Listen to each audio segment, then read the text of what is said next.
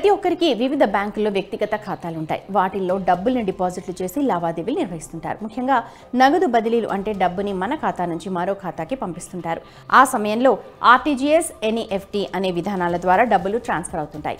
అయితే 2020 జనవరి 1 నుంచి ఆన్లైన్లో చేసిన ఎన్ఈఎఫ్టీ నగదు బదిలీలకు ఛార్జ్ విధించడం లేదు. భారతీయ రిజర్వ్ బ్యాంక్ ఆదేశాల మేరకు ఎస్బీఐ, హెచ్డిఎఫ్సి, ఐసిఐసిఐ తదితర బ్యాంకులు తమ ఖాతాదారులకు ఈ సౌకర్యం కల్పించాయి.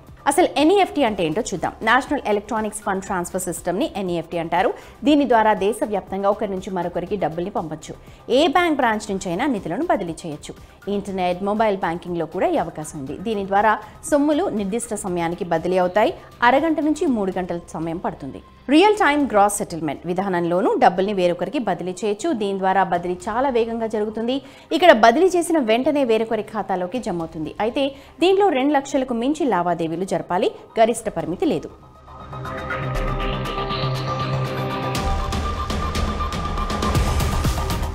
ఇక నగదు బదిలీల కోసం కొన్ని వివరాలు చాలా అవసరం. అవేంటో చూద్దాం. ఆన్లైన్లో అయినా బ్యాంకుకు వెళ్ళి డబ్బు ట్రాన్స్ఫర్ చేసిన వీటిని నమోదు చేయాలి. ట్రాన్స్ఫర్ చేయాల్సిన మొత్తం, బెనిఫిషరీ బ్యాంక్, ఖాతా నంబర్, బ్యాంక్ ఐఎఫ్ఎస్సి కోడ్, డబ్బుని ట్రాన్స్ఫర్ చేసే వ్యక్తి మొబైల్ నంబర్, ఈమెయిల్ ఐడి, డబ్బును పంపేందుకు కారణం.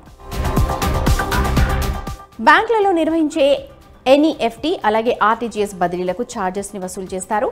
ఆన్లైన్లో చేసే బదిలీలకు కొన్ని బ్యాంకుల్లో మినహాయింపు ఉంటుంది.